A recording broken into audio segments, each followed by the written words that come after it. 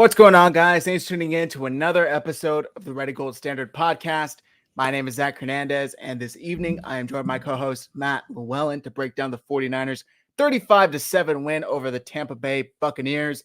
Matt, how are you doing now that you're back in San Diego? You were here for the game. How are you doing tonight? I'm good, man. My voice is a little rough and raw, as I think both of us were going a little crazy yesterday. The rain was coming down, but that was no problem because it's always sunny when the 49ers are kicking the crap out of their opponent. And yesterday was just a dog walk from beginning to end. They walked that dog all the way around the block and back again. So, you know, it could be the point where Tom Brady maybe gets old Yellered. I mean, he looked like he was a defeated old man yesterday. No disrespect to Tom Brady, but the 49ers had his number and he couldn't get anything going. Yeah, 100%. He was very upset, visibly upset. He wasn't getting the calls. The 49ers defense was making him just have a horrible performance. We're going to break it all down. Shout out to everybody. Brandon, Christian, Perry, Steve, who joined us there at the game. We had a great time. So we have a great show for you guys. Mike will be joining us shortly. But until then, I just want to say, if you're tuning in on Twitter, head over to youtube.com/49ers Hive and join from there so we can see and interact with your comments. What a hell of a performance. Just like you said, from start to finish, never in doubt. The 49ers secured this win early on. There's some key injuries we'll get into a little later. But obviously, Matt, the biggest storyline coming out of yesterday's win is Brock Purdy. What do we make of Brock Purdy? How far can the Brock Purdy take the 49ers before they have to address the elephant in the room that is Trey Lance? What's your take on this whole situation 1.75 games into his career? Yeah, well, listen, first off, right off the bat, let me just put a kibosh on any of the Brock Purdy is going to replace Trey Lance stuff. I think that's extremely premature. Listen, it's the 49ers invested a lot in the Trey Lance for a reason. I think that he has the higher ceiling, but Purdy's looked good, you know what I mean? And who's to say? Because what have we really seen from Trey Lance, right? Like, again, we still don't know what we have in him. So I think the fact that, you know, Trey Lance was 1, Jimmy was 2, Purdy was 3. I don't think the 49ers are just putting Trey Lance out there to put him out there. I think that he's obviously the more talented guy. But in terms of what's happening right now, I mean, you know, we'll put the Trey Lance stuff off for the future, but he impressed me yesterday. In particular, there was one moment where I decided that I was good with him for the rest of the season. And it was just this like wing it play where, you know, he rolled out to the right, kind of did the Brett Favre Olay, and then just on the run, fired a ball to Deebo Samuel in between 2 defenders. And it was just like, you know, they're watching the game. We were in the, gosh, which direction was that? Maybe the north end zone, with essentially like dead center between the uprights. So it's almost like watching all 22 on that. And just to watch that play live, and then I went back and watched it on tape today. It was just super. I mean, that's a hero throw. And that was one where I was just like, okay, we might have something here. So he was very impressive yesterday. Hats off to him. Hats off to his family for coming out and being able to see him do his thing. And man, it was very exciting. It was something that I was just like, all right, we might have a guy that can lead us going into the playoffs. I agree 100%. I missed that specific play, but I did see it today. I went and grabbed a beer or something. But I remember as soon as I came back to my seat, you were so excited to tell me about it. You were like, dude, you missed a hell of a throw. Like, he swinged his hips like crazy, you know, juked the defender and still delivered an accurate ball over the fingertips of 2 defenders. That was a wow throw for me. The throw, to Christian McCaffrey in that like front corner of the end zone was a very impressive throw. Again, the one to Brandon Ayuk before the end of the half was a very impressive throw. Well, that one I'll say was a very impressive play. Yeah, just with the defender in his face. Knowing he was going to take the throw hit. Was kind of shitty, to be honest. I know he had a defender in his face. But you know, it was short. And to be fair, if Jimmy would have thrown that ball, we would have killed him for underthrowing the route. So that's what I was just going to say. To be fair, it was impressive to me because I said in the chat earlier, if Jimmy Garoppolo was still playing, we probably would be talking about how he didn't even see Brandon Ayuk was open and he took the underneath route to Christian McCaffrey or something, because there are plenty of times. Yeah, where Brandon Ayuk's running wide open, 20, 30 yards down the field, and Jimmy just never saw him. But I just like how he keeps his eyes downfield, regardless of if he's about to get drilled into the ground or not. I mean, the first play of the game, he got completely blindsided, did not see the pressure at all, and got sacked. Luckily, we kind of got a little bailed out by the rough in the passer, although he did lead with the crown of his helmet. I mean, it was a legit penalty.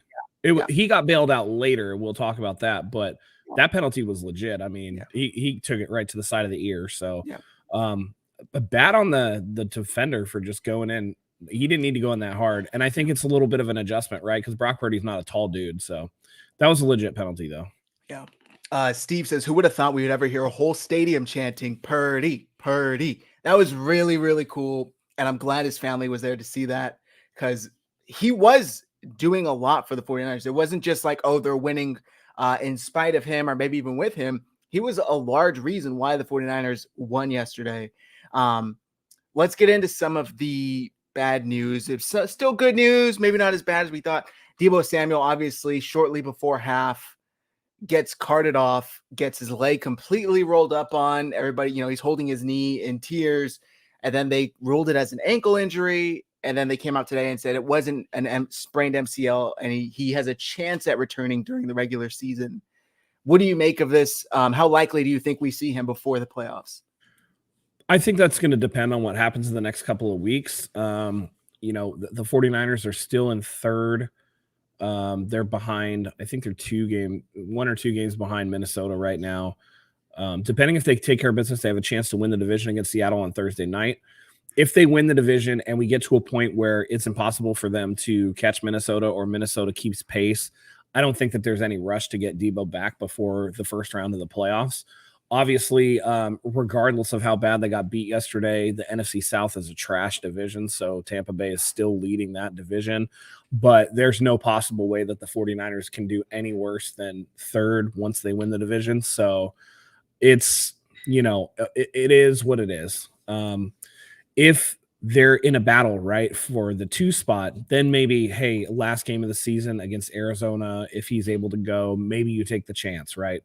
But if there's nothing to be gained, then, it's better to keep him on the side and use him in the playoffs and give him an extra week of rest. That way he's fresh and ready to go. Yeah, that makes sense. We can all take a collective sigh that it was not an MCL or a broken ankle or something like that. Luckily, it was just a sprained MCL. And as serious as it is, we're still talking a chance of seeing him, before the end of this season. That's a huge plus. There are a few other injuries we can get into a little later. I don't want to get too much into the show while we're still waiting for Mike, but I want to throw out a little bit of a situation, and it's purely speculative. So just entertain my thought process here. I agree it's premature to discuss Brock Purdy replacing Trey Lance 2 games later into his starting career. But just speculating, if he leads this team into a deep playoff run, possibly even a Super Bowl appearance, how wild that may sound right now, I completely understand. I'm just laying out the scenario. How hard would it be, in your opinion, for Kyle Shanahan to say, thanks, rookie, now we're going to go back to Trey come, next season? The only scenario where it gets hard is if the 49ers win the Super Bowl and Brock Purdy is Super Bowl MVP. Anything other than that, it's going to be a situation of, we don't know what we have in Trey Lance, so we need to see. Purdy is doing a really good job, but I will say that I think that he's already near his ceiling. He's not going to overwhelm you with his physical talent. So I think that Trey Lance would still have the upper hand based on his draft position. I know that Kyle doesn't really give a shit about draft position, but the front office is going to care given how much they gave up. I don't think you can pull Trey without knowing what he is. Now, I do think it's interesting that Kyle is so comfortable letting Purdy throw the ball as much as he does. When Trey Lance was in there, it looked like every time Trey Lance went to throw the ball, that play call was like Kyle gritting through his teeth when he was calling it.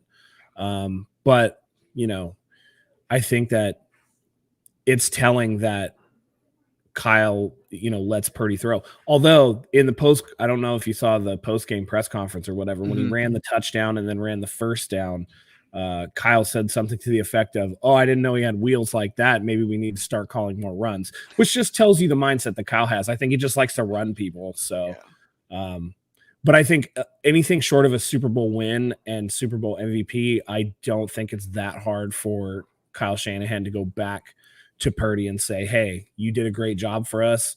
You're going to be the backup here. You know, there's going to be opportunity," because let's face it, we've seen quarterbacks get replaced. Just because Purdy isn't starting maybe next year to start the year, if there is something where Trey Lance struggles or potentially, you know, if he gets injured again or whatever the case may be, then at least Purdy's still there. Yeah, that's fair. I mean, Kyle Shanahan unfortunately has this track record with the 49ers of losing his starting quarterback. So nobody thought Jimmy Garoppolo was going to play this year. Nobody definitely thought Brock Purdy was going to play this year. And we have our guy, Mike Andrews of Nothing But Niners, joining. So I'm going to bring him in here. Yep. And Bolts Nation, is there a situation where you can see Brady coming here in the fall? Yeah, if his ass is in a seat retired. Maybe before yesterday, or maybe before we saw a little bit more Brock Purdy. I think I'm that's telling out you, of the man question. Looked old. Yeah. He looked old. Yeah.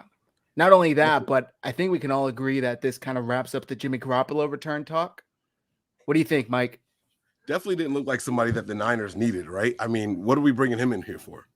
That was my biggest takeaway. And there were still people saying after the game, Brady's going to be a Niner next year, right? It's one thing to say this guy had a bad game over there and could be an asset to us.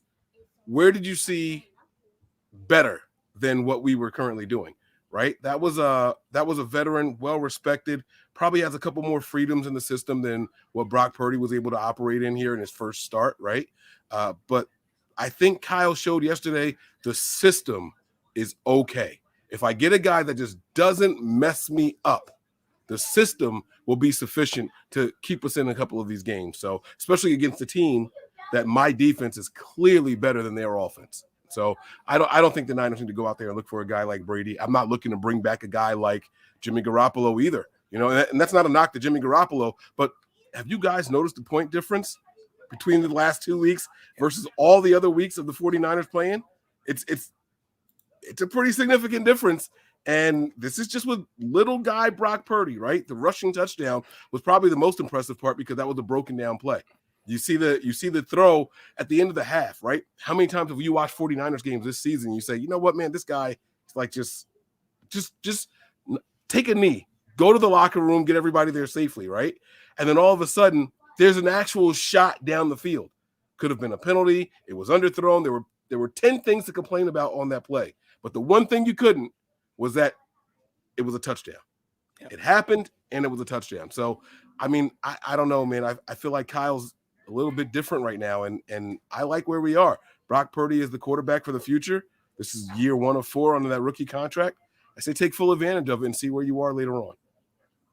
Yeah, 100%. AH says, I hate the Brock Purdy equals Nick Mullins narrative.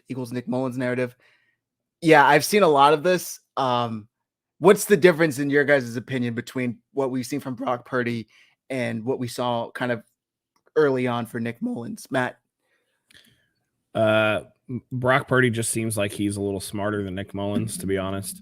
He's still not, again, Purdy made some great throws, right? He's throwing into windows, but he's throwing with anticipation, and that's something that Nick Mullins didn't do. I'm still not impressed with Purdy's arm. I don't think it's a plus arm. I still think that, you know, he has to put a lot under it to get there. As evidenced by, you know, the throw to Ayuk, which, again, pressure in your face, right? But there are quarterbacks who will still put that throw on a line. I think there's a little too much air under his ball sometimes. But, you know, again, he's a smarter guy. He was a 4-year college starter at a big-time school, Iowa State. I know they're not, like, college playoff material or whatever, but, you know, they play in a Power 5 conference, so you got to, you know, have your hats off to that. I don't know, man. Nick Mullins just never gave me the impression that he knew what was going on beyond, you know, 1 or 2 reads.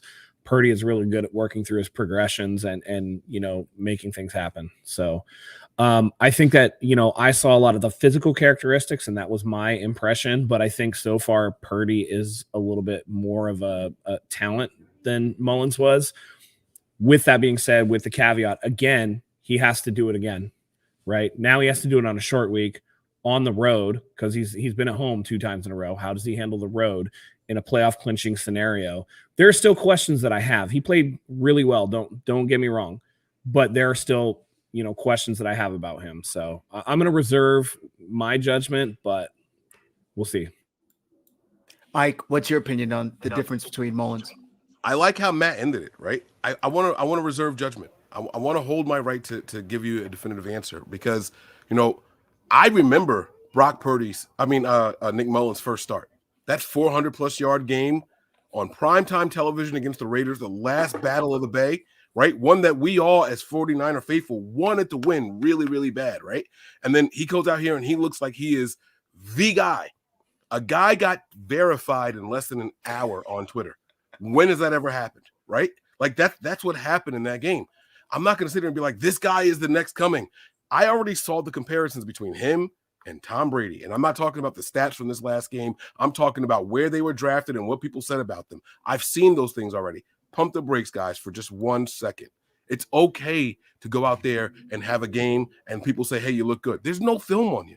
In fact, the truth of the matter is we've got one more of those where they can say there's just not quite enough film on this kid to say who he is definitively. The magic number in the NFL is 3. That's when the curve starts to change. That's when teams start to adjust to who you are and what they've seen you do consistently for 3 games. Once they get those snaps together and they start to break down the film, then we see who they think you are, and then it's your turn to adjust to what they did to you. So now we're not there yet. It's too early for us to say who exactly we think he is. Here's the one thing I will say, though. Brock Purdy seems to trust his arm, and he doesn't seem to read the tea leaves the way that the other guys here, like Nick Mullins and CJ Beathard, did when they came in here and they were a little hot in the first start. I remember when the 49ers finally pulled Hoyer for CJ Beathard. I was at that game. It was a Washington Redskins at the time game in the middle of the season, and we couldn't do anything in the first half. And they go out, they make the change, they put in CJ Beathard, and it wasn't that he lit the world on fire, but we were moving the ball a little bit more. He was catching them off guard a little bit more. We seemed to be a little bit more mobile. We seemed to be a little bit more effective at the quarterback position, but we didn't still score, right? Well, with this young kid coming in here now, we seem to see all of it. The broken down play that I mentioned earlier, he runs it in for a touchdown, but what happens afterwards? And then how do you react to it once the teams and players and NFL accounts start tweeting about you, right? That was the other thing that got me about Nick Mullins. It seemed like he regressed. He just got worse and worse the better people talked about him, right? You start reading the headlines and it starts going in your head, well, I don't want to ruin that reputation I got, and they get a little bit gun shy. Brock Purdy doesn't have that gun-shy mentality right now, and that could be playing a benefit for the 49ers. Let's see how he plays out later on when he continues to read what people are saying about him. Yeah, that's a really good point. I've heard the 3 games. I've also heard people say it's 4 games, whatever it is. Anything over 2 to 5 is roughly the amount of games coaches need film or to get film on you and learn your tendencies, learn how to kind of mess with you, what you like to do. I just want to throw this out there. Side note, Ali just commented in the chat, Kyler Murray just went down with a non-contact injury. He's being carted off. People are immediately speculating possibly ACL. Really unfortunate. Hopefully it's not the case. Hopefully he's okay. Either way, lots of Call of Duty in his future, I guess. Either way. Yeah, that's true. I'm just kidding. No, you don't want to see anybody get hurt. Non-contact is really rough because that's usually a serious thing. So hopefully he can get it figured out and sorted and he can come back. I wanted to ask you guys about this quote from Todd Bowles, who was asked after the game what type of problems Brock Purdy and the 49ers offense presented for him and his defense. And he basically said none. There was nothing specifically that he did. Do you guys take anything away from that? He said, quote, he didn't present any problems. Todd Bowles is looking to get fired, I guess. Because if you came out of that ass whooping thinking that he didn't do anything, I mean, dude only had to throw 3 passes in the second half because he dotted you up in the first half. 14 of 18 in the first half with that touchdown to McCaffrey, with the touchdown to Ayuk. Like, he tuned you up. So you didn't learn anything? Man, to me, that's almost on par with the Zach Wilson. Like, did you let your defense down? Nope. Yeah. Like, what did Brock Purdy do that you know gave you trouble? Nothing. Really? Because he hung 28 on you in the first half. By the way, the Brady interceptions were after halftime. So that 28-0 was like a legit, not like they were turning the ball over, not like whatever, lucky bounce, this and this and that. He drove them down the field consistently over and over and over again. And he didn't do anything. Gotcha. Makes sense. You know, it's interesting you say that, right? I might be a little anti what you're saying right now, right? I looked at the presser and I saw Kyle say, well, we script the first 24. Most people say the first 15. Some people say the first 18, 20. Kyle made it a point to say we script the first 24. I want to go back and see how many points we got in the first 24 plays of our offensive drives, because, and then Kyle made it a point to even say minus that first third down, because we didn't expect to be in that third and long situation. So he even made it a point to say that wasn't part of the script. I'll be honest with you guys, not trying to give Bowles any flack or slack here. I don't know what the Niners did that was so special. I don't know what they did that was so special. He didn't hit many people in stride. It's not like, the spacing and the gaps and all that stuff. He threw some floaters out there. That touchdown pass to Ayuk was, in my opinion, a miracle. One, that he got it off. Two, that it just hung in the air as long as it did, and no one was able to recover. Nobody recovered. That little move that Ayuk did, that stop and go, like, it was sick, right? Like, cool. But there were three people around him by the time the ball got there. How was no one down there to at least get a hand up and block it, right? So I'm not trying to take away from what happened. What happened is what happened, and we literally did what we did to them. But I can't tell you, Kyle put a lot of linebackers in compromising positions. He made them commit to one side of the field or the other, and then he took advantage of what they did on the opposite side. I haven't done the all 22 breakdown yet to see it that way, but I didn't see anything that says, wow, like Kyle was cooking. What I saw was a quarterback who refused to be denied, not afraid to stand up and take the shot, because you guys got to remember, we would have went, well, I'm not going to say we would have went 3 and out, but on that very first down or that first play, he gets ear hold on the very first play. Something like that would have rattled Jimmy Garoppolo. I can promise you guys this, as a defensive coordinator, as a defensive-minded coach, hey, hit that little MF as soon as you get an opportunity. Let's rattle him and see how much he wants to play the rest of the game. That's going to make it a big one for the you know what I'm saying? For the first opening drive. That's going to make it a big one. Do you want to play all 60 minutes knowing that we're coming at you like this? And they put the helmet right on him. And he got up, shook it off, and kept it moving. You know what I'm saying? So Christian McCaffrey's run, right? Here, I saw them say CMC touchdown here. Not the pass. The pass was another miracle, right? They deflected. He caught it. They strip it from McCaffrey. He catches it back, regains. Yeah, but that throw was a dot, though. That throw was a dot. No. The throw was good. But you just said he didn't hit nobody in stride, and that was a beautiful throw. And I'm gonna pull up another throw that was just stride, fucking wild. Like, I'm gonna push back because that's not even true, man. Well, okay, all right. You can't. Todd Bowles can't say he didn't do shit. Watch this play and say he didn't give you no fucking problems, because he Brett Favre laid this motherfucker and then dotted it between two dudes. And you tell me this ain't no damn problem. We're just looking at you. Trust me, it's him mute behind that window. 14 for the video or anything. I'm going to talk over it while you guys find the. Yeah, there you go. There you go. I got the all 22. If you guys, well, let's see what happens. All right, but let's see here. He shakes one guy. I mean, come on, bro.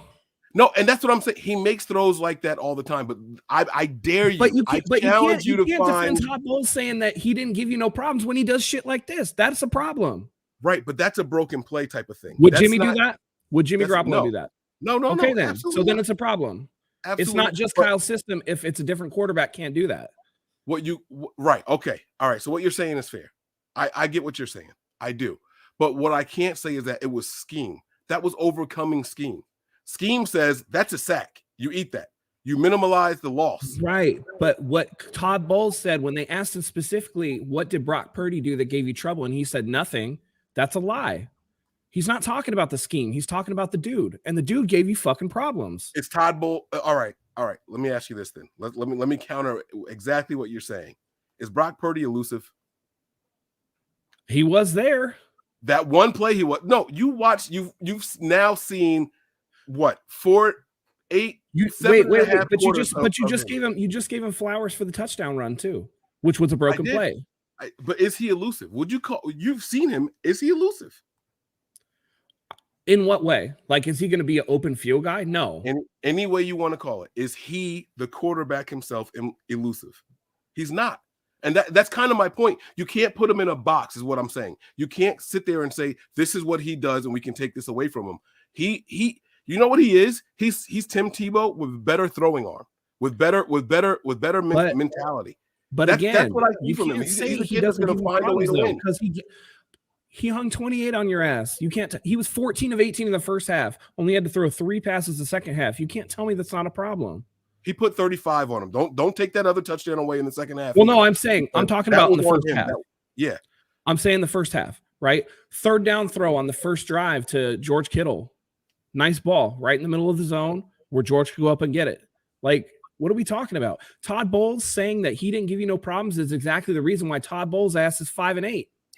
I want to chime in here and just say I agree with Matt in the sense that Todd Bowles, you better be listing every single fucking problem that Brock Purdy just gave you, because if not, you're a defensive-minded coach, and he just shredded you.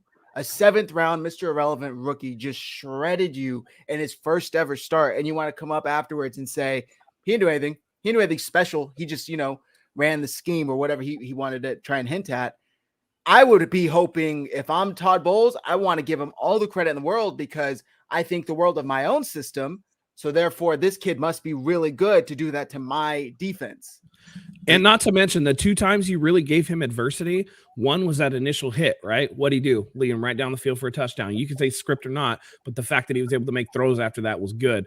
Second, that interception that he made, which we'll talk about later because I thought that was a really bad throw, but to come back on the very next play and throw the touchdown to Ayuk, like, you ain't getting in this kid's head. So, like, there's something special about him. Right. So what's special about him is heart. It's not what he did, it's who he is. And those are two very But Bowles said things. nothing. He said nothing. Right, because you're looking at the result. What I'm saying is he didn't do anything that was special. He just has a ton of heart. This kid is fearless. But you can't say what did he do? Fearless. You can't say that. That's not the answer. So you're looking for something that he physically did that was just amazing. He didn't have a rocket of an arm. He didn't throw anything down the field. Hear me out. He didn't throw anything down the field on a line, on a rope. I was about to say he got more 20-plus yard touchdowns in this game than Jimmy do in the last 2 years. Yeah, I'm not trying to take anything away from him, so I don't want to diminish his attempts and his throws and his passes and the chart. So let me be clear what I'm saying. All I'm saying is it's hard to find a way where you can say he did this and that's what beat us. But doesn't that make it more special then? Yeah. Yes. What do you take away? He's not special. I'm not saying he's not special. I'm saying that you can't pinpoint one thing. If I'm a defense playing against this kid, you know what I do? I do what Todd Bowles did. I play zone, but I play it tighter because every single throw that he makes, the receiver has to turn around and face him. I have still not seen him hit anybody in stride where they can keep it running, where the Yak Bros made their living the last 5 years. You don't see that anymore. Those days are long gone. Now it's a catch, and if you can break the first 2 tackles, then you could get a little bit of scrambling. It's just different. It's different. Okay, and let me chime in real quick. Sorry to cut you off. I didn't mean to cut you off. No, you're good. The Yak Bros came to fruition because of Jimmy's lack to hit somebody down the field. It was, I can't hit you after you've done everything you've done because you're too far for me to hit you accurately. So I'm going to hit you before, and then you need to do everything you need to do to make people miss, get the blockers in front of you. I think that's why that style developed here with the 49ers. Against zone defense, you're not going to get hit runners in stride. They're going to be sitting in the soft spots of the zone, and that's exactly where you want to hit them. And here's the other thing. To say that, like, oh, what does he do that's like this or this or that, or like, oh, this is zone, Yak Bros is dead. How many points they got in the last 2 weeks? Just a question. How many points? 50, 59? 20. The offense, 59 points. And 59, 60 points. What do we score against? 33 against the Dolphins, but one was a defensive touchdown. Right. Okay. Yeah. So 20. Yeah, I was right. Okay. So about 59 points. Yeah. That's what I thought. 59, 60 points. Yeah. That's above their average. They're hit. And you're talking about a guy that was projected to be the 3rd string quarterback. Yeah. Well, no, according to Kyle, he was the backup. Kyle did until they were able to get Jimmy, but week 1, he didn't dress. And that's a big question. I don't want to take over the show. I'm going to shut up. But that's a big question. And the question that Todd Bowles was asked was what? What did Brock Purdy do? What I was don't the have the exact quote question? exactly. Oh, okay. Kyle Madsen just tweeted out, quote, he didn't present any problems. Todd Bowles, when asked about the quarterback that put up 35 points. Okay. All right. Yeah. I just think, I don't know. Again, if I think the world of my defense, of my scheme, and this Mr. Irrelevant, his first start just came and shredded it, I want to prop this kid up and make him sound like he's the next coming of Tom Brady, because I don't want to just say that any schmuck can shred my defense like that. I think it makes Todd Bowles look bad. That's all. So then tell me what he should have said. Sour grapes. Someone tell me what he should have said then. He should have said he stood in the pocket. He took his hit. He still got the ball down the field accurately. Yep. He did everything for the offense to run efficiently, and it was extremely impressive in his first start. Right. That's a perfectly suitable answer. You can give him credit without, like, by saying nothing, you're dismissing what happened. And as a coach, you can't do that. You have to take lessons out of everything, and you should be gracious whether you win or lose. You know what I mean? Yeah. That's like saying what should have Zach Wilson said when asked if he let down his defense. Right. Anything but what he said. That's different. I mean, okay. All right. I get what you're saying. You're saying how you should have answered. Okay. Yeah. I get what you're saying. Yeah. All right. That guy just straight up lied. He was trash. Like he was a liability. And that's what we're seeing for the first time in a long time, right? We hold our breath when Jimmy holds the ball for more than 3 seconds in the pocket. We literally get nervous watching Jimmy Garoppolo, a freaking 8-9 year veteran, in the pocket. We get nervous when he's back there for that long, right? And we shouldn't. He's a veteran. We should say, all right, something nice is about to happen, because that's how it happens for all the top 15 quarterbacks in the NFL. But we get nervous when Jimmy was doing it. With Brock, we kind of felt like, let's see what he's going to do. Let's see what happens now. He's moving. All right, find somebody, hurry up. And then when he throws, you feel confident. And the one time that he messed up, there happened to be a penalty on it. And he came right back. And like Matt said, boom, there's Ayuk. You know what I'm saying? So you can't be mad at what he did in particular. I just don't see anything that like defied the defensive scheme, I guess is what I'm saying. Yeah. I want to share this clip. This is Aaron Andrews interviewing Brock Purdy after. I love this kid's just demeanor, his whole personality. He's extremely humble, and beating Tom Brady in his first ever start, the first quarterback to do that in their first start, doesn't even seem to have him, he's very mellow. So I'm going to play this real quick. Now that you've beaten the GOAT, how does that feel? Yeah, I mean, it's crazy. Obviously I grew up watching him and just seeing him make plays and win Super Bowls. So to be out on the same field and being able to compete against one another, it's literally a dream come true. So very blessed, and I'm honored to play against him. So actually, your number one support team was in the stands today. You're going to see it when you go back to the locker room. After your second touchdown, your dad was just wiping his eyes. He had tears in them. What does it mean to have them here today to see this? Yeah, it's everything. Being the last pick, all that kind of stuff. My family's always been the rock and the people to tell me that you're good enough, and especially my dad. So to do this and have this kind of performance with them here watching, it means the world to me. So I'm very thankful. Ready to go celebrate with. What do you guys take away? I mean, he made it about like not him. He was like, wow, it means the world to me, but it wasn't like, see what I did. Like there are levels to this. And this is the type of stuff that makes Todd Bowles stuff more egregious. Is just like there, you see the one approach, gracious in victory. You got to be gracious in defeat too. Tom Brady walked up to the kid and said, you played great. Tom Brady did that. He didn't have to do that, but he did. Tom Brady sat out there, signed autographs for dudes. Signed Dre Greenlaw's ball that he picked off. Yeah, 2 balls for him. Like Tom Brady was Tom Brady gracious. signed the left and the right. That's crazy. Yeah, that's it. And this kid, my dad just texted me, I didn't even realize that, was 6 months old when Tom Brady won his first Super Bowl. Just insane shit. And the maturity of him. Tom Brady was drafted before this Trey. kid was born. Yeah. And I like what Matt said about being, humble in victory and in the loss, right? If you go back and you watched Purdy's presser, anything negative, it was I. Anything positive, we. That's exactly what you want to hear from a kid coming in here, Mr. Irrelevant. You know what I'm saying? Like, and just really staying in the moment. Now, what they won't tell you Oh, you had your support system. I heard what you said at the end there. You had your support system here, blah, blah, blah, blah, blah. His family bought those tickets because they wanted to see Tom Brady. They didn't even know that Brock was going to be the starter. They put that request in at the beginning of the season for his family to be there. It just so happened that he was making that start. But you don't take away from it. I got emotional watching his dad get emotional for his son. That was something that I thought was very touching, very special, because one, you don't see men get that emotional over winning a football game, like or not even winning. He didn't even know he was going to be winning after the first touchdown. Oh no, after the run, that's what it was when he ran it in, and the dad's like, "Oh my goodness," and the mom is like doing this, like she's thanking God. She's literally praying as the game is going on, like that. Those things are special. And the kid, he comes from good stock. I can tell you that. You can see it. He does have a good support system, but we know why they were there. They wanted to see Tom Brady. Same reason I wanted to be there. Yeah. You guys were there. Like, I probably missed that part already. I'm sorry. No, it's okay. We missed you. We definitely missed you. It's a shame you could make it. Hope you're feeling better now. I want to share this with you guys because this is something that definitely contributes to the 49ers 6-game winning streak. That point differential in the top 4 teams in the NFC. The Eagles are plus 138. The Vikings are -1. -1. The Cowboys plus 131 and the 49ers plus 120. And you're probably thinking like, what the hell? Look back at the past 6 games. I mean, specifically, they beat the hell out of the Rams. They beat the hell out of the Panthers. They beat the hell out of, I mean, I'm trying to think of the Dolphins basically towards the end.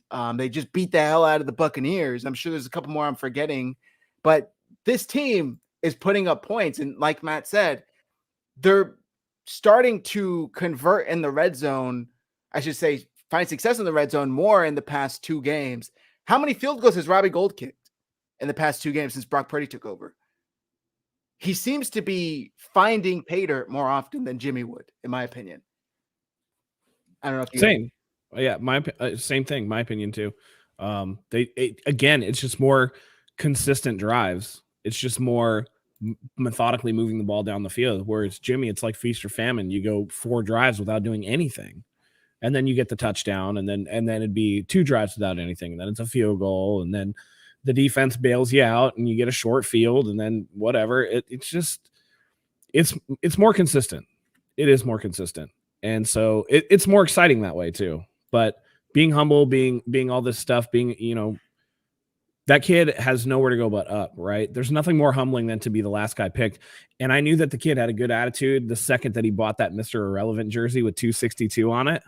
That's a good attitude, There really, I think Trey Lance has a good attitude. He's very much, I made that mistake, or we took the dub, whatever. There's only one quarterback in that locker room that doesn't take full accountability for what they do, and he's nursing a broken foot. So, I think if the combo is Trey Lance and Brock Purdy, the 49ers will be fine next year. Yeah. We talked about this earlier, Mike. Do you think that this ends the Jimmy Garoppolo? I forget if we were talking about this when you joined. Does this end the Jimmy Garoppolo return talk, in your opinion? Yeah, absolutely. I think for sure it does.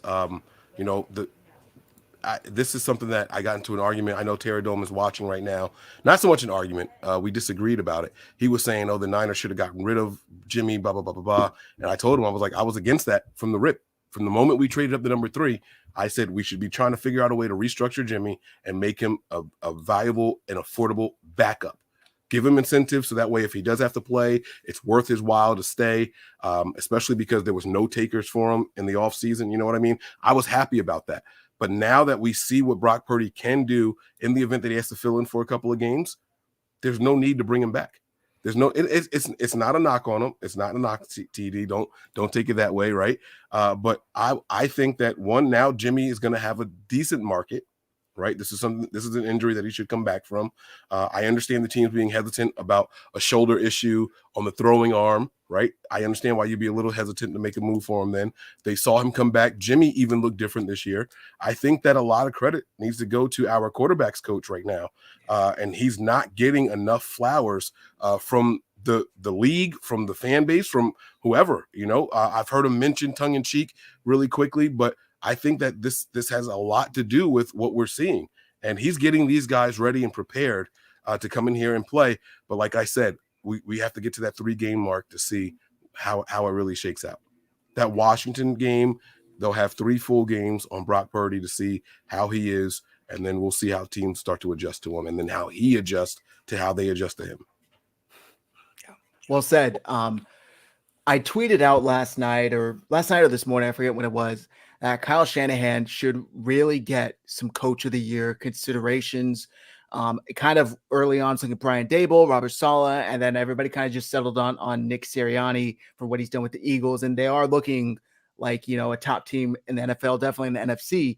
But what Kyle Shanahan has been able to do, losing his starting quarterback in week 2, still winning, you know, 4 games straight before losing Jimmy Garoppolo, and now has the team looking almost arguably better than ever with his 3rd-string quarterback, a 7th-round rookie. Do you guys think he probably won't win it, obviously, but he should get some consideration, right? What do you guys think?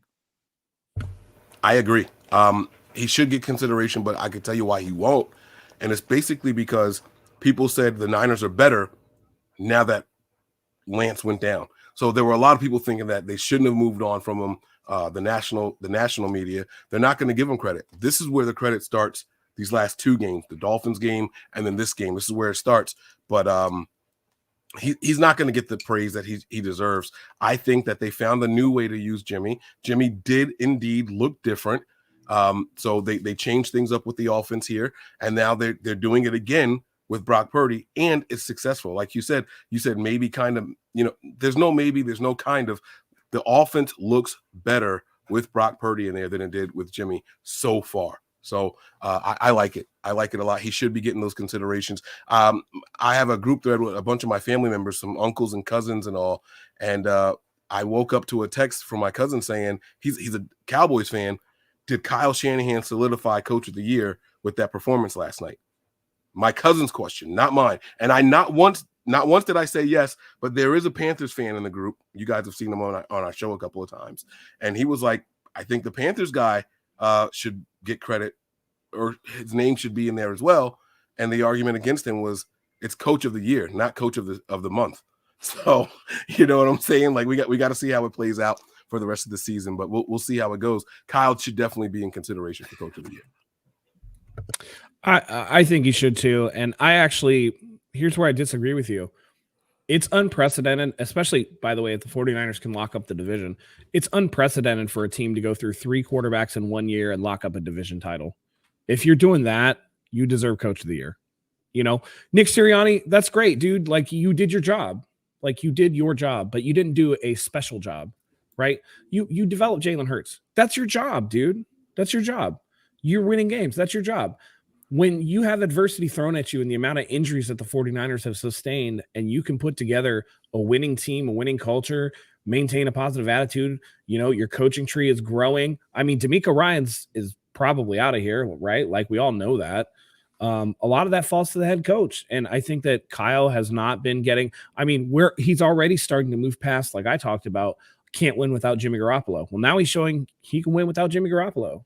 So what's holding him back? You know, I think that this year is a special year because of what the 49ers have had to go through injury-wise at the league's most important position, the game's most important position. So I think that alone vaults him up top to me.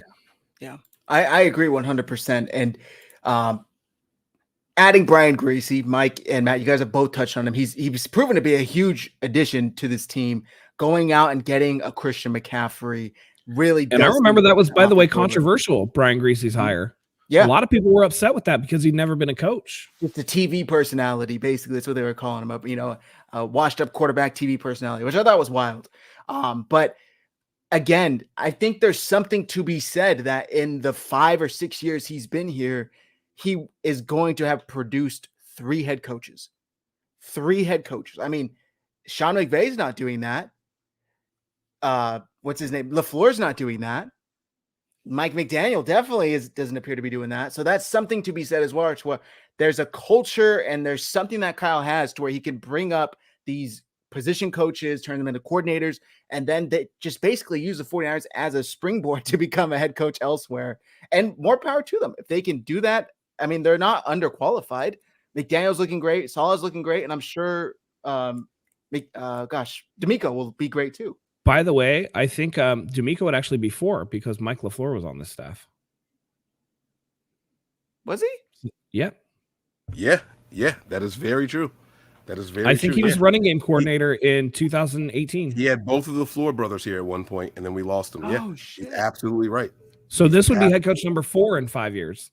Wow. That's insane. That's insane. I mean, what other coach is doing that? Bill Belichick's not even doing that. He's got a stigma, if anything, around positional coaches that developed under Bill Belichick. They almost always burn to the ground. So it's just really, really impressive stuff that Kyle Shanahan is doing. And I think he should get some Coach of the Year votes. But he won't. Yeah, absolutely. Okay, I got to bring up something. And I need Mike's take on it and Zach's take.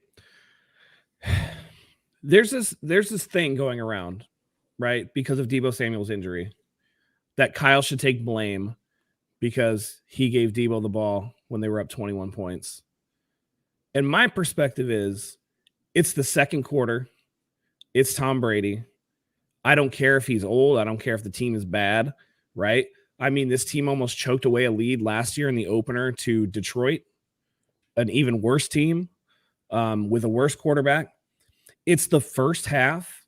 It was an outside zone that Deebo cut back into traffic. Not that I'm blaming Deebo for that. But for people to come out and want to blame Kyle, let me tell you something. The 49ers were 4 plays away from having it be a tie game or worse. And I'll name the 4 plays. Suck Up missed the field goal. Brady missed Evans on 4th down for a touchdown. Mike Evans touchdown with Hufanga blowing another deep coverage. Called back on a hold. And then Brock Purdy's interception that was called back on illegal contact that was very suspect. It looked like Jennings tripped. 4 plays away from it not being 21-0, from it being potentially 24 to whatever the 49ers would have at that point.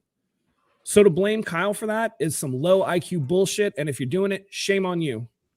That's my opinion. What do you guys think? Well, shame on me because I blamed Kyle last night.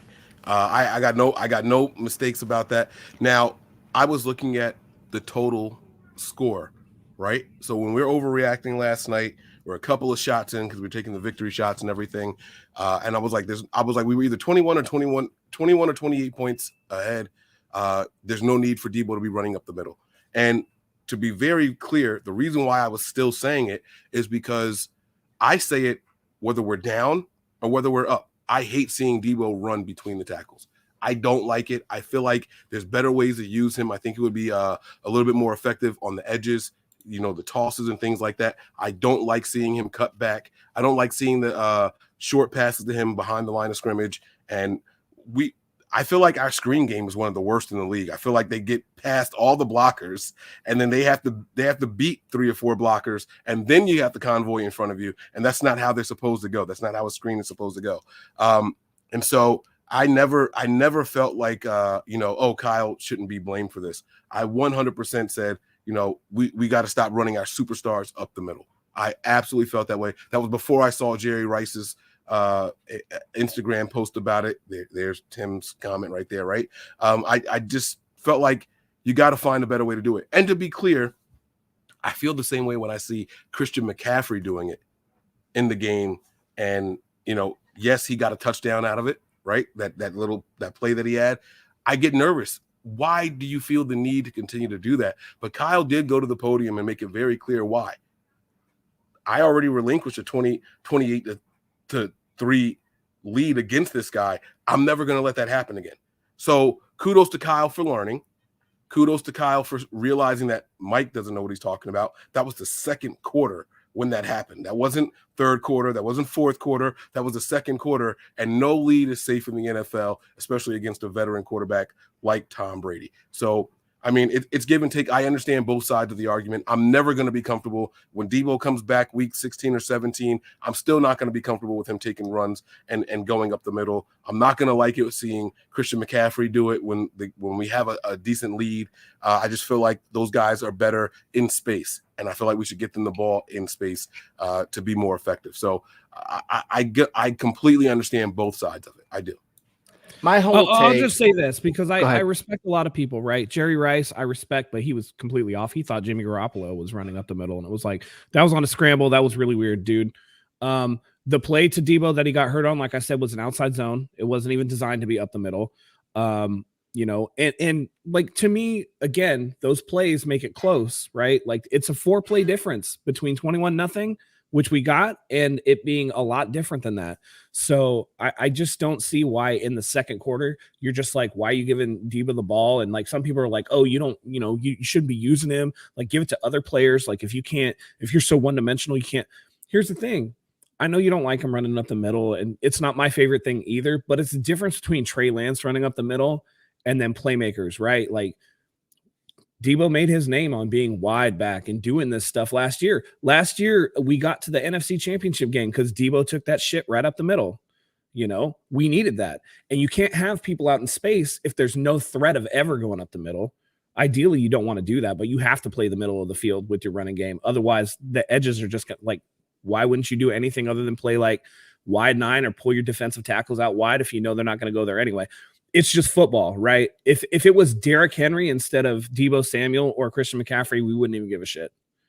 It's just the players. And I think that a lot of people right now are being a prisoner to the outcome rather than the process, because if Debo gets up and it's not hurt on that play, I don't think anybody really thinks about it without the benefit of hindsight. If Debo houses that shit like he did in the first quarter on the opening drive, everybody's happy. Nobody's saying like, why Debo get that ball up 21-0? That doesn't make any sense to me. So this Monday morning quarterback is just, I mean, no offense to the people that are doing it. Like you can have your thing, but like the fact of the matter is like you're a prisoner of your feelings and you're a prisoner of the moment. It doesn't make sense from a football perspective for Kyle to let off the gas in the second quarter. But getting the ball in the middle of the field when you're ahead is very different than what happened in the playoffs, where the Packers were rallying and Debo says, give me the ball, right? We needed something big. You put the ball in the hands of your best playmaker at that time, where we're up 3 scores. And I don't think that's a prisoner of the moment situation. I really, really don't. I don't know, Matt. Matt, sorry, Zach. But what was the first thing Debo said today, though? Sorry, I stepped over you, Mr. Cameraman. He's not blaming Kyle for that shit. He wants the ball, just like they all want the ball. He's not mad that he got that carry. He understands that it's football. It's not ballet. If you want to be a safe sport, go be a baseball player. You're not going to get hurt as much. This is football, and it happened, and it was unfortunate, right? But that doesn't make the play any more or less on Kyle Shanahan. Like, is Kyler Murray's injury tonight on Cliff Kingsbury because Kyler Murray was scrambling? No.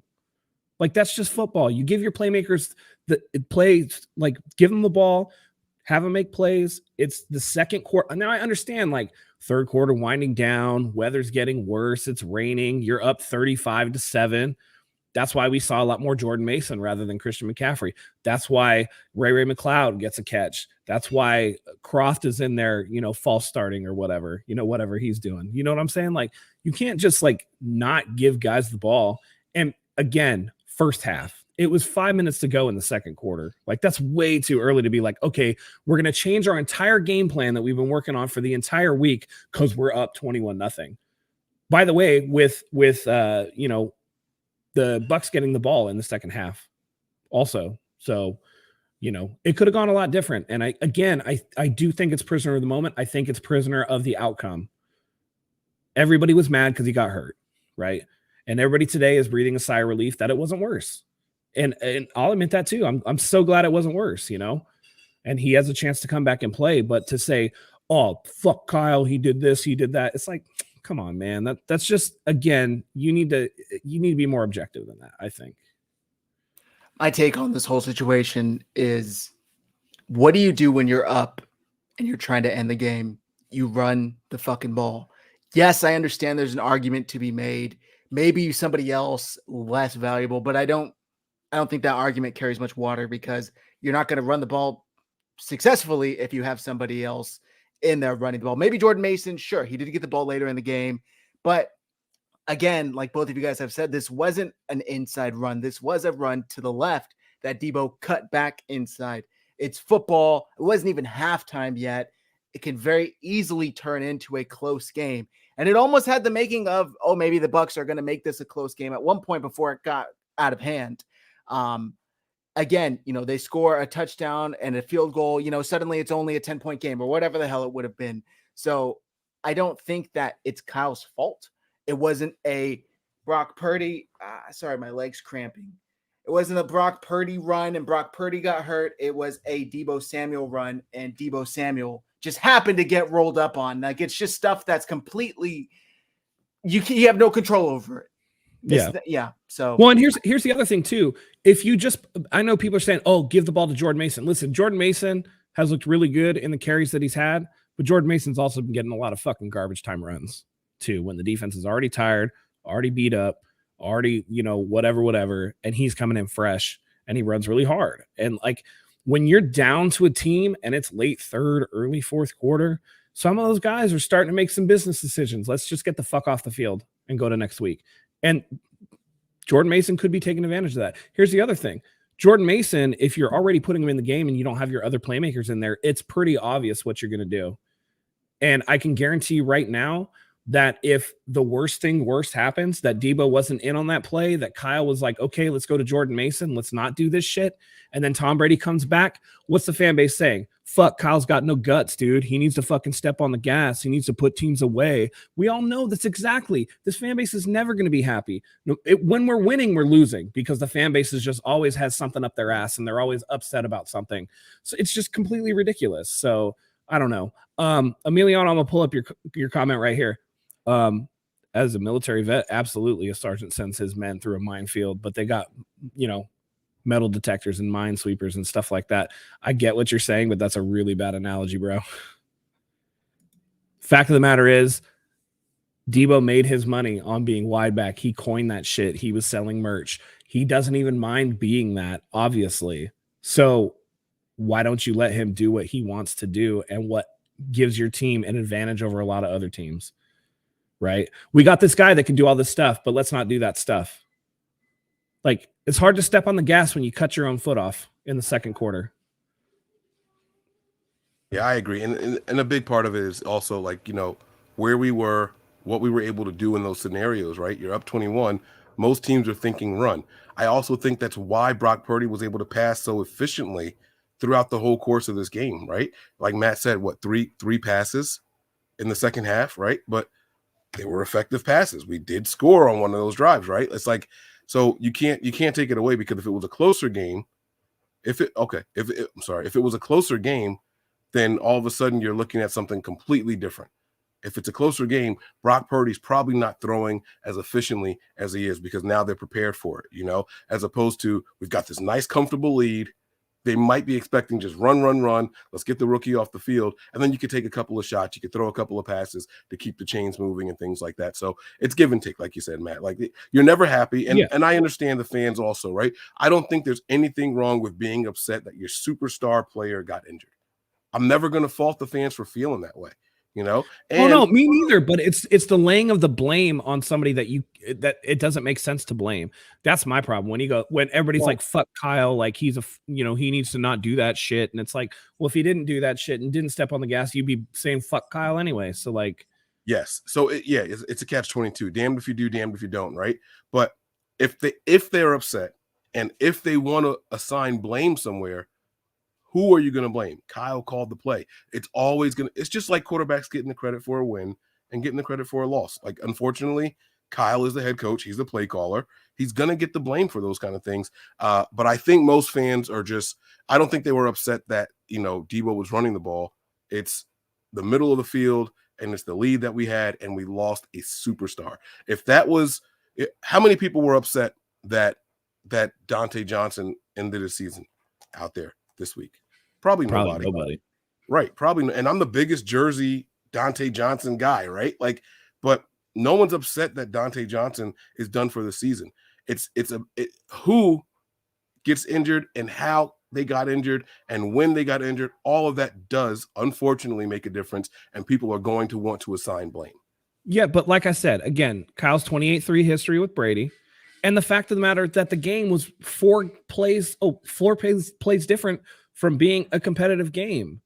It's so close, All it takes is Brady to throw that, even if the Mike Evans touchdown comes back, even after that point, right? if Brady just hits Mike Evans in the end zone on the subsequent drive, if the Purdy interception counts, right, then maybe you're going into halftime up 21-14 rather than 28-0 with, Tampa Bay getting the ball. So, like, to me, again, superstars are made not because they don't get the ball in whatever situation. The more you try to control things, the worse it's going to get. Again, Kyle called that play as an outside zone. Debo made the decision to cut it back. Kyle didn't say, hey, Debo, cut this shit back. And by the way, looking at the film, I think Debo made a bad decision. The blocking was not there. He was better to take the couple of yards that he would have got by taking it outside. So, like, to me, if fans want to blame somebody, I mean, Debo has to hold some of that too. But the fact of the matter is this shit's going to happen when somebody's coming for your legs, and dragging you down. That's what happens. So, it's the same thing that how much shit did we talk on George Kittle where it's like, George, get out of bounds. George, don't always try to take everybody on. And Debo does that. He did that multiple times in the game where he's running into contact and getting tackled by like 3 dudes. That's how Debo plays. Yeah. It is what it is, man. Yep. Sometimes, you can't protect the player from himself. You know what I mean? You call the play. Yeah. They decide to do once they get the ball in their hands is on them. It's same thing that can happen. Like last week, we saw the play where it was a 2-yard loss, but Debo was hit like 4 or 5 yards behind the line of scrimmage. He ducked underneath 4 dudes, 3 or 4 guys, and still managed to eke out and go forward a little bit. Right. You can't love him for that, but hate Kyle when he wants to see more of that because it fucking works. Right. So Daddy-O, Matt, the Bucs had no shot in the game. They're a terrible team. Like I said, Suck Up makes that field goal. There's no hold on the Evans touchdown. The interception by Purdy stands, and Brady throws and hits Evans in the end zone. Then it's the Bucs have 28 at halftime, or That's 4 plays that swings the game entirely. 4 plays. Right. Any given Sunday. How much were we up against Detroit week 1 last year? Kyle and how close did it end up at the end? Yeah. So it's the second quarter. Okay. So why don't you fucking stop? Yeah, no offense. I mean, I respect everybody's opinion and stuff like that. Nothing personal, but that's a low IQ take. And that's something else that Kyle mentioned too. He mentioned that Detroit game. Look at how close they were to coming back on us, and we had to finish that game out. So I do like hearing Kyle learning from his mistakes, and I'm not mad at you putting the ball in the hands of your playmakers. When you feel like the game. Did we not watch Tom Brady just make a double-digit comeback against the Saints last Monday night? The week before, exactly. The week before, game-winning drive. You just don't want to put him in that position. And that was one of my keys to victory on the preview show, is that we need to be up 2 scores when there's 8 minutes left in this game. We have to be up at least 2 scores. And like you said, without a couple of penalties going our way, without a missed field goal, we might not have been up 2 scores at that point in the game. So I like it. I agree with what you were saying there. Absolutely. Bro, it ain't that different. Personnel wise, it's not that different. It's Charvarius Ward is different. If we're gonna be honest, by the way, if you're talking about this defense is better, the Tampa Bay defense or the Tampa Bay team is better than that dog shit Detroit team that almost walked it back on us last year. So both things hold. Can we be honest about this defense for like just a half a second? I understand, what is it? They make 5 a lot of 6 mistakes. games in a row, 5 or 6 games. They do, bro. But the secondary is so susceptible to the big play. It happens more than once every secondary. Talanoa Hufanga is susceptible to a lot of big plays. Bro, this is like the 3rd week in a row he's blown a zone coverage and let somebody over the top. It is incredible how often it's happening. Like I like players where, all right, they made that mistake. They're not going to make that same mistake again. I can't say that yet about him. And it makes me nervous as hell when we're going up against big passers, good passers, downfield threats. That was probably what I was the most nervous about going up against Tua and the Dolphins, right? He was the most accurate guy down the field. And then all of a sudden it's like, all right, let's see what happens here in this game. Yeah. And the Tua bailed us out. The opening play, though, it's like, boom, here we go. It's going to be a long game. That wasn't even a deep shot. That was less than 10 yards, and they just took it to the house. I was like, it's going to be a long game because they're also going to get us deep at some point. They did it later on with Hill, but, it wasn't, it was too little too late at that point, right? But this defense. But that's what worries me, though. Is that not what worries you? It absolutely works. Okay, it's a late play, right? But why in any situation would Talanoa Hufanga be like, oh, and I think the underneath route is the better one to cover, despite Tyreek Hill being in one-on-one over here. And then he did it again with Mike Evans.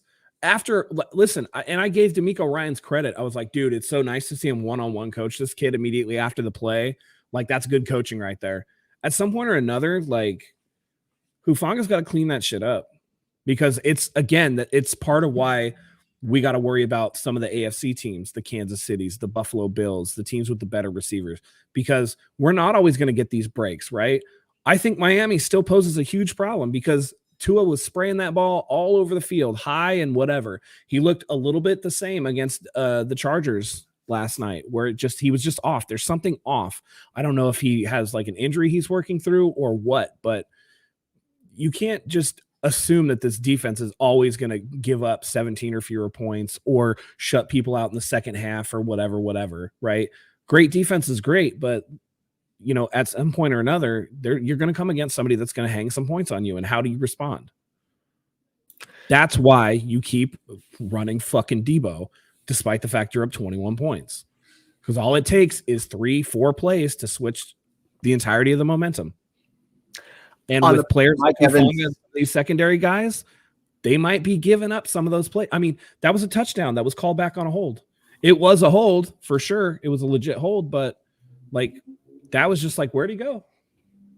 On that play, I think what happened, and Hufanga is kind of at least good for one per game, it seems, this season, where he just bites on the underneath or just completely out of position, maybe looking to make a play, gets fooled, lets a receiver fly by him.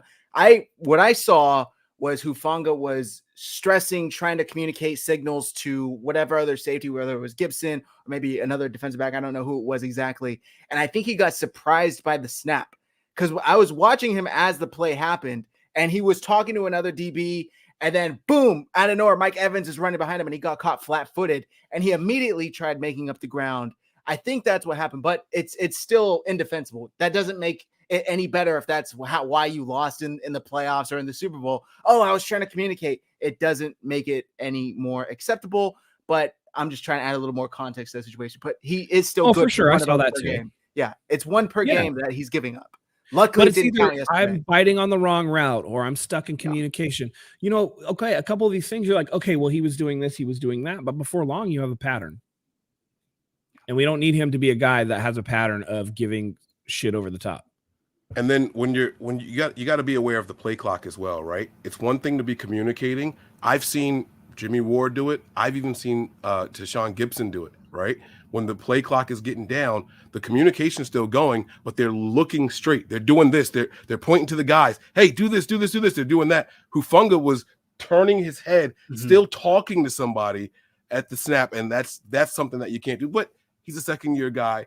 He'll grow out of that, and I'm not trying to say that he's a bad player or anything like that. Hufanga is a playmaker, and we need that in this secondary with this pass rush. We need playmakers out there, but he's got to be aware of what he's doing, For sure. And this was just in response to Daddy-O being like, oh, well, this defense is this and this, that. And I'm like, yeah, it is. It's ranked first and everything. But all it takes is one bad game for you to go home, right? All it takes is one bad play. And again, as I have said over and over and over, and Emiliano is putting it up right here, basically parroting, agreeing with me or whatever. This game was 4 plays different away from being an entirely different game. And that is the NFL week in and week out. That's every week in the NFL, man. That's every week. So again, to put the blame on Kyle for the Debo thing is just kind of bullshit to me. Yeah. Also, I'm not sure if this is in relation to us. I can tell people can have a good day and find something to make it seem it wasn't stop it, be grateful. There are things to coach in every performance. There are things to improve upon in every performance. To say that the 49ers won 35-7, therefore there's not a single thing that can be improved upon, is why teams get bounced in the first round. Like, there are things you want to consistently try to improve upon what you just put out, be better every single day, every single week. And whether it's a big or small thing, the 49ers should look to improve in any way they can, because the NFC might be a little open, but the AFC is still looking pretty tough. And if they do make it to the big game, they're not going to be facing a bum on the other side playing quarterback or any bum receiving core. They're going to be facing the cream of the crop. So you want to be as sound as you can in every single position possible. Exactly. And that's why when you got an opportunity to hang 28 points and a half, you go out there and you hang 28 fucking points and a half. That's exactly why you do what the 49ers did. And then, midway through the third, end of the third, early fourth. All right, Josh Johnson sighting. All right, Ray McLeod. Shout outs to Danny Gray, gets his first NFL catch in regular season action. That's awesome too. All those things, right? That's when you can start getting your guys some garbage time experience, So again, I don't know what this comment is, what this guy's point is, but at the end of the day, I was really happy with the game. I'm just talking to all the people that are like, oh man, fucking Debo, like, why you do this? Why you do that? I want to toot my own horn because I rarely am right on this show. Oh, yes, you do it. You do it. Yesterday or Saturday, when Matt and I did the podcast here in person, we do our defensive and offensive MVP and final score predictions. Well, I finally hit. Dre Greenlaw, I had as my defensive player of the game. I said 10 plus tackles and a forced fumble. He had 10 plus tackles and an amazing interception. It still counts as a turnover, so I'm crediting myself for that. And I had Christian McCaffrey as my offensive player of the game. I said 100 total yards and a touchdown, and he had exactly that. He had actually his first 100-yard rushing game with the 49ers. So I'm not right often, but I want to toot when I am. So yeah, so Christian McCaffrey had 153 scrimmage yards and 2 touchdowns. Yeah. So he was a beast yesterday. Yeah. And you were, dude, absolutely spot on. By the way, good Lord, dude. That Greenlaw interception was like athletic as fuck, dude. Yeah. That was so impressive. We watched that live and I was like, damn, he was in the air for like days. Yeah. Like he jumped and he was like, nope, still here, tap. And he's like, all right. I'm like Dennis Rodman. I'm gonna tip this shit to myself. So yeah, some of you young NBA fans don't get that Dennis Rodman reference, but yeah, man, he was killing the game. And again, 10 total tackles. Like he was all over the place. And he looks really good. He looks really, really good. Yeah. I think he said Pro Bowl good this year. Yeah. I think he said he tweaked his ankle when he landed. So hopefully I don't think he popped up on any injury report. Bro, he probably tweaked his ankle when he jumped that damn high. His ankle was like, hey, man. Talk about high pointing a ball, right? That was very, very impressive. Super athletic play by him there. I think it would have been incomplete anyway, but the fact that he just got up the way that he did, Statue of Liberty style, one hand up in the air, and then had the wherewithal to like not only tip it and make the jump and affect the ball, but then like watch it in and bring it down and then still try to make a play. Oh man, phenomenal job by Jay Green. By the way, speaking of hella athletic plays, and this was, super impressive. Drake Jackson dropping into a zone and getting a pass breakup. My God, dude, that was awesome. That was a great job by him getting out there and doing that. And like he's gonna be a beast.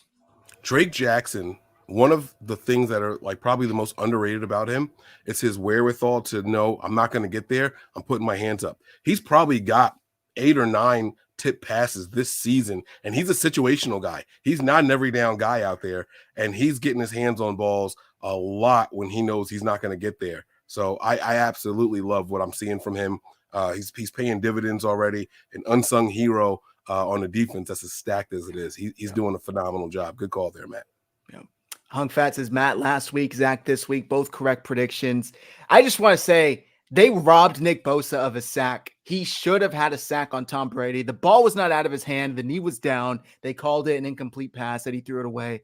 I just want that for Bosa to be able to say, I sacked Tom Brady, because I doubt they're going to play. I think it needs to be full on, like in your hand. It was on his fingertips. Like if that was like it, let's just say if his arm wasn't going forward and that was the case and his knee was down, they would call it a fumble. So you have to give it the other way too and call it an incomplete pass.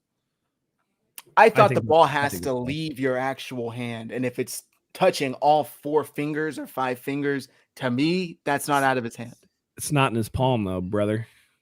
Is he making contact with it? We're splitting hairs, and that's the thing. What's the official rule? And that's true. When I saw that, I don't know what the official rule is, but I was like, it was still on his hand. So how does it work? You know what I mean? Like I don't know, but we now he was able to get his hands on Brady again when he tried to baby giraffe that shit.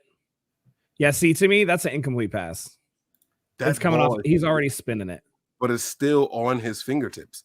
And but again, if his arm isn't going forward, that's a fumble, bro, because it's already out of the palm of his hand. If that was a touchdown play, right? Let's just flip it really quick. If that was a touchdown play, they would have said he was down by contact before he released the ball. Maybe. They would have definitely said he was down by contact. I mean, it was close for sure. It's close for sure, but they didn't. And here's what I think. So they ruled it incomplete. Kyle didn't waste a challenge on it, right? They never reviewed it. So in a bang situation, they're gonna get tie goes to Brady. Yeah. Now we can sit there and look at the still image, and so yes, maybe it, whatever, but they didn't challenge anyway. So yeah, if they would have challenged, maybe it's different. I just wanted that for Bosa to be able to say, in 20 years, Brady thought, I don't know, Brady was thinking something when he tried to run up the left side, and Bosa caught him from behind. So at least Bosa got his open field tackle on him. Yeah. We got a I thought that was close to the line of scrimmage too. I was like, oh man, is he going to get him for a sack? And it was like back to the line of scrimmage. Yeah, no game. Just missed it. Super Chat 49ers throwback. Sup, guys? Mark my words. We are beating Seattle. Should Kyle Shanahan be a candidate for Coach of the Year? We talked about this earlier. Hey, Zach, where's Terrell Owens' wine? It's right here, baby. Terrell Owens Vino. 81 by Terrell Owens. Code Hive. Links in the description. Yeah, I saw some people joking. And hey, Terrell Owens was literally just tweeting at Jed York talking about come sign me. Now Debo's out. I'm joking, obviously, they wouldn't do that. I'd rather see more Danny Gray. Yeah. I mean, honestly, Danny Gray ran a pretty nice slant on that pattern. Like he put his foot in the ground and went. So I like to see it. I'd like to see more. Yeah, I think he can do more. He was integrated a little bit more to start the year. Yeah. And then I think Kyle got extremely either frustrated or disappointed in his lack of like crisp route running and his ability. Yeah, where he would like, if it wasn't going to him or it was a run, he wouldn't sell his route. Yeah. So I think Kyle's like, then get the hell off the field. There are plenty. That's a lot of young guys too. That's a lot of young wide receivers do that. But I will say this, and Perry was sitting next to me at the game, but I said this when Danny Gray came out on the field. I was like, damn, dude, his arm sleeve is like white as sheet paper. It looked like he just pulled that shit out of the package and put it on, because it's never seen any use whatsoever. That thing was pristine, but it was good to see him get some run for sure. Yeah. 49ers throwback. Thanks for tuning in. As always, we appreciate your comments and your contributions to the show. Mulberry Group Hold says, I would like to see if any safety can tackle T.O. Hey man, at his age, I don't know. I would hate for him to get tackled and break a leg or something, I just saw T.O. in this Hyundai commercial, and I couldn't believe how freaking ripped this guy is still. I've seen it on a few online videos throwing hands. Oh my God.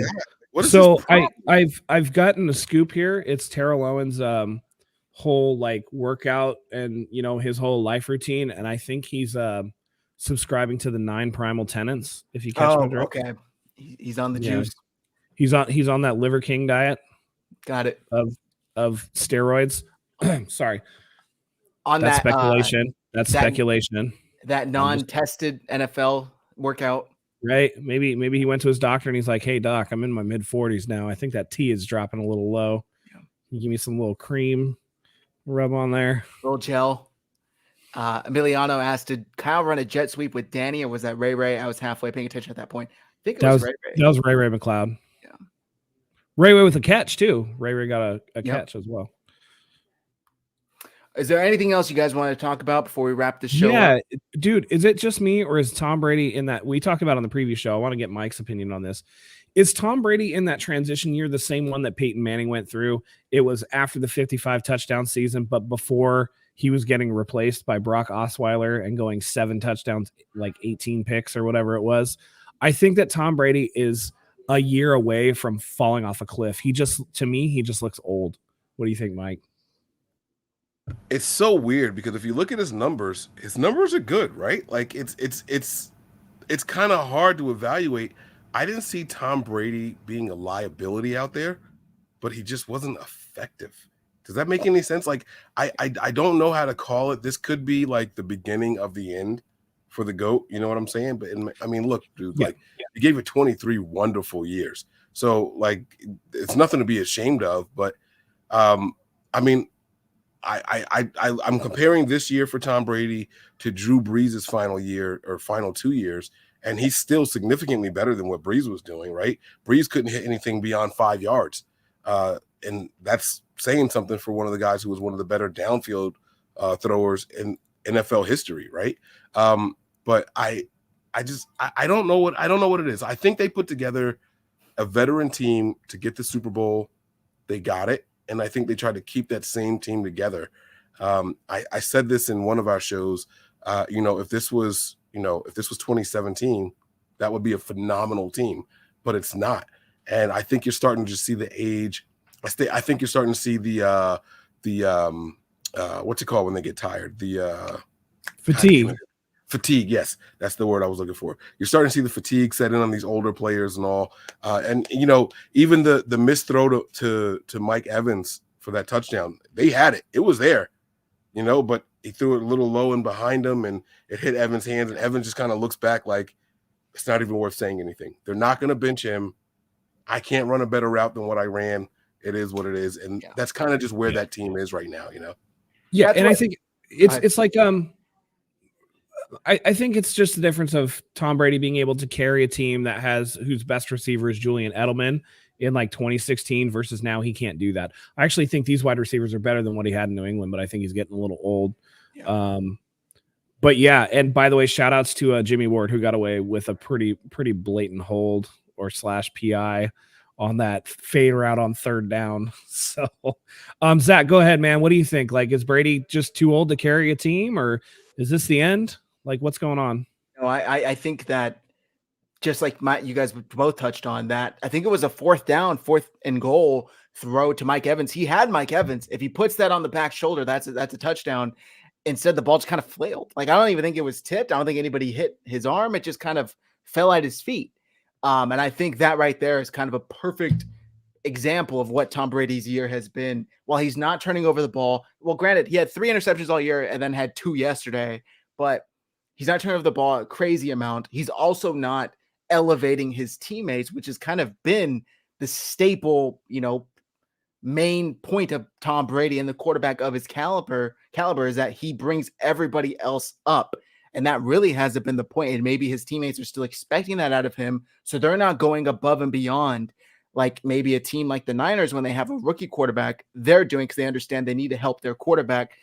Mike Evans and Chris Godwin are probably saying, I'm playing with Tom Brady. Like, he could put the ball wherever I am. I don't have to run the cleanest of routes. I don't have to beat my guy 10 times out of 10. Well, that's really not the case anymore. So I think maybe he should have stayed retired. As much as I love Tom Brady, when he did he win MVP last year? He did, right? Or was that Aaron Rodgers? Aaron Rodgers won last year. Very close. Aaron Rodgers won back to back, I think. Okay, yeah, very, very close. He should have retired, in all honesty, after winning the Super Bowl, being on top. But I understand the competitiveness. I don't know if he was. I don't know if you're talking about yesterday, Tom yelling at his teammates. Though he was yelling at the referee for that goal line play. It looked like when we watched the game live, it looked like he was yelling at Godwin too, but he was actually yelling at the referee. But I want to bring this up. Tom Brady is 4th in the NFL in passing yards, but 13th in touchdown passes. So he's doing a lot of work between the numbers. But when they get to the red zone and it's like you have to make a play, these guys just aren't able to do it. And I think that's the difference between Tom Brady of the last few years and now. He still made a couple of throws that I was like, holy shit, like that's a Tom Brady throw for sure. But it's just, I don't think he can sustain it anymore. So I don't know that, but it just makes me, I definitely would not want him here next year. I think that ship has sailed. I think it's too far gone. There's holes in the boat. It's not going to make it across the Atlantic at this point. Now, after 2019, yes, they should have, but oh well, it's a moot point. All right. Anything else you guys want to cover before we wrap up? No. I know this isn't a preview show, but the Niners do have the opportunity to clinch if they go out here and win on Thursday. Do you guys think that this is a game that will be a little too big for the rookie quarterback? I'm not looking for game predictions or anything like that. Just his performance. Now, he didn't throw for 200 yards. You know, he accounted for 3 total touchdowns, but he didn't throw for 200 yards. And that was a bit of a regression from his first performance. How do you guys think he's going to hold up in a game that really, really means something now? A little bit more pressure on the rookie Brock Purdy. To be fair, the regression is because he was whooping that ass so bad he didn't have to throw in the second half. So that really does make, he had 3 pass attempts in the second half. Like most of his yards came in the first half. So I'm not really worried about that. Here's a situation where, at least for Brock Purdy, I think that the short week might actually help him, where he's just, I got to dive into this game plan, and he knows he has to get up to speed real quick, and maybe doesn't even have time to think about how big the moment is with the clinching. So I think that actually benefits him, but it's more of the same. You put him in position to make throws that he can make. You rely on your playmakers, and you see what happens. Now, it's a tough game as always. It's going to be his first road start. It's going to be in Seattle, traditionally, where we haven't done well.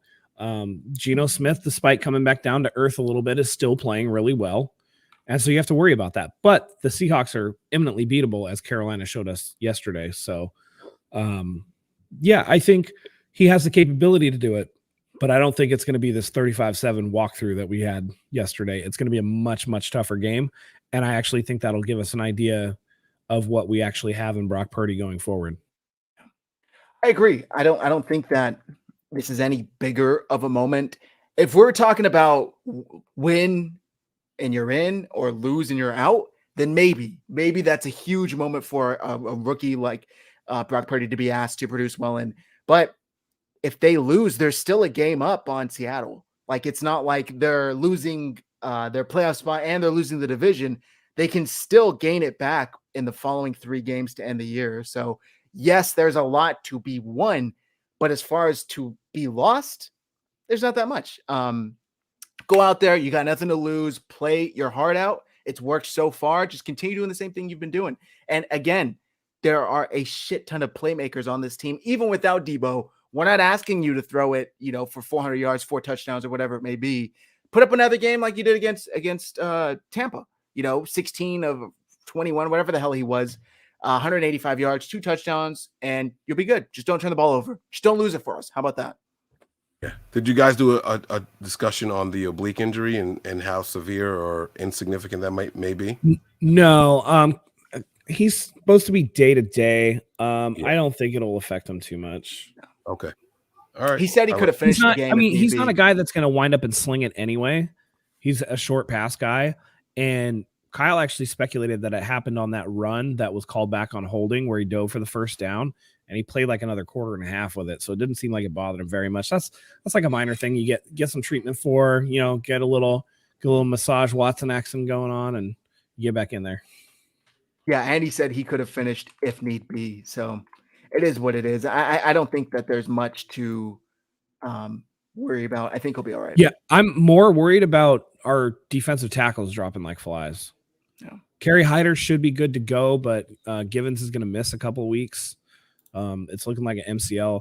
We're losing guys. I mean, I'm glad Eric Armstead's back, but and I know Kyle gave us an update on Javon Kinlaw, who we can't really rely on, but Kinlaw would be next week at the earliest. So we got to hope that we can get a little bit of health on the line, and take it easy. It's good that, after everybody was speculating that Nick Bosa, is he going to play? Is he not going to play?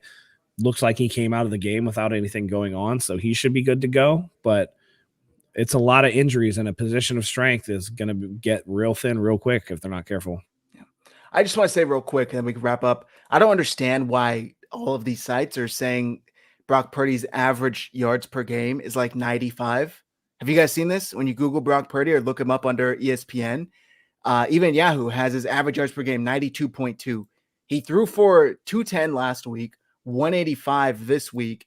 Now, I'm no math major, but 185 plus 210 is 395 divided by 2 is 197.5. So I don't know where all of these websites are getting this shit from, but it's not 92 yards per game. I just wanted to throw that out there because I don't know. Maybe there's something I don't know about how they calculate these things, but they're wrong. Just throwing that out there. I know sometimes they take sack yards away, but he's not been sacked that many damn times. So I have no idea. I don't know. Are they no, I don't know. I can't justify it. It is what it is. I just thought it was weird. Yeah, he played in the KC game, and I added that in as well because he had 44 yards in the KC game, but that still only brings his average down to about 170. So it doesn't bring it down that much. All right, we can wrap it up. Thank you, everybody, for tuning in. Mike, thank you for joining us. I'm glad you're feeling better. We'll have to do another game soon. If not, definitely get together within the next year. It was a blast. It was a shame we couldn't make it, but COVID's a pretty sucky reason. So glad you're doing better. I want to thank you guys for your patience. Also, let me come in a little late. Was a little behind schedule. Tried to get the kids cleared out, and it just didn't quite work out the way that I wanted to. But I missed you guys, missed being on here with you guys, and I'm sorry that I wasn't able to make the game with you guys. I was looking forward to hanging out and doing a live, all of us in studio at the same time type show. But I'm happy to be back with you guys, and looking forward to next time as well. Yeah, definitely. Absolutely. Yeah. I'm glad that you're feeling better. You sound better than me. I was yelling a lot yesterday, but no, it's, we'll get together, whether playoffs, home opener next season, like there's a lot of options. We'll make it happen, and we'll bring you guys a Nothing But Niners 49ers Hive crossover live show. So that would be sweet. Thank you so much for joining us, Mike. Appreciate you. Zach, you're the man as always. The leader holding it down for everybody. I want to thank everybody here. Zach, do you want to do the honors of our sponsor for the day? That is right. Yes. Thank you for reminding me. Let's give a quick shout out to Mybookie. Guys, I know this game's going on right now, but the Thursday night game is already right around the corner. 49ers in Seattle, and you can win some money with Mybookie. Go to Mybookie.ag. Promo code's on the screen. Hive. And once you sign up on your first deposit of $50 or more, they will instantly match it. We all know sports. We all watch sports. You might as well win some money while doing so. I was a George Kittle touchdown away from about $180 win. Last Thursday night, I had Josh Jacobs 101 to 105 rushing yards. He finished at 99. That would have paid out like plus 2,300 odds or something crazy like that. It is what it is. It's all in good fun. It makes the football games that much more exciting, that much more entertaining. Have some fun, win some money while you're at it. Mybookie.ag, promo code Hive is in HIVE. Take advantage of that double deposit bonus. It's not going to be there much longer. So take advantage, guys. Promo code's on the screen. Matt, go ahead and carry us out. All right. I want to thank you, as always, for joining us here. Big victory against the Tampa Bay Buccaneers. So glad that we were able to see whoever was out at the game. We had a 49ers Hive get together. It was a wonderful thing, and it was a victory, a big one. And we can carry this momentum going forward. Thursday night, huge game, potential playoff clincher, potential division clincher for the 49ers. With that being said, we love having you here as always. Follow us all at our handles here. And until next time, go Niners.